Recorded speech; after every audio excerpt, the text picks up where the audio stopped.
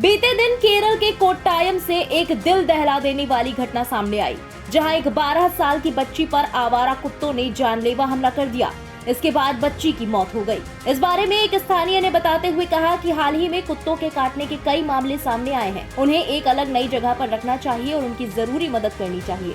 People in Kerala are very much afraid of street dogs, and so many persons are hospitalized due to the dog bite.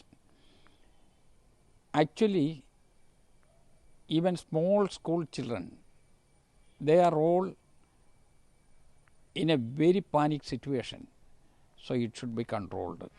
वहीं इस मामले के बाद अब Kerala high court ने चिंता जाहिर की है। हाई कोर्ट ने निर्देश दिया कि राज्य सरकार उन कुत्तों की पहचान करे जो क्रूर हैं और उनको सार्वजनिक स्थानों से हटाए। कुत्तों के हमले से नागरिकों की रक्षा करे। इसके अलावा केरल के कुछ इलाकों से कुत्तों को पीट कर मार डालने के मामले में पीठ ने राज्य सरकार से कहा कि वो पुलिस प्रमुख से एक निर्देश जारी कराए कि कोई नागरिक कुत्तों को अनावश्यक नुकसान न पहुँचाए और कानून अपने हाथ में न ले।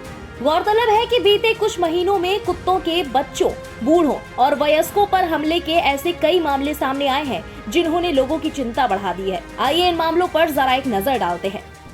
केरल में पिछले महीने 12 साल की एक बच्ची पर आवारा कुत्तों ने हमला कर दिया था। 5 सितंबर को इस बच्ची की मौत हो गई।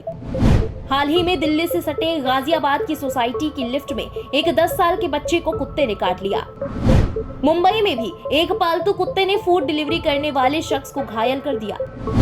यूपी की राजधानी लखनऊ में पिटबुल ने अपनी 82 साल की बूढ़ी मालकिन पर ही हमला कर दिया, जिसके बाद उन्हें बचाया नहीं जा सका। वहीं गाजियाबाद में 6 साल की बच्ची पर पिटबुल ने 2 सितंबर को अटैक किया था। यूपी के ही दूसरे शहर नोएडा में जुलाई महीने में एसडीएम गुंजा सिंह को आवारा कुत्ते ने काट लिया था।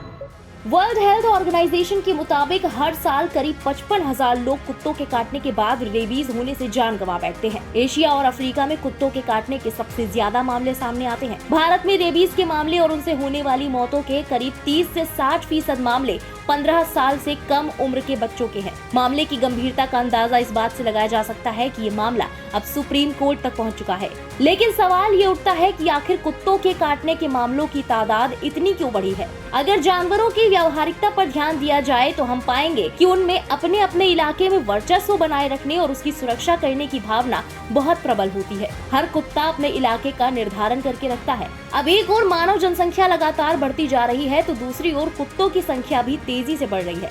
ऐसे में उनका इलाका कम होने लगा है। अब जब इस इलाके की सुरक्षा कर पाना उनके लिए मुश्किल होने लगता है तो कुत्ते असुरक्षित महसूस करने लगते हैं।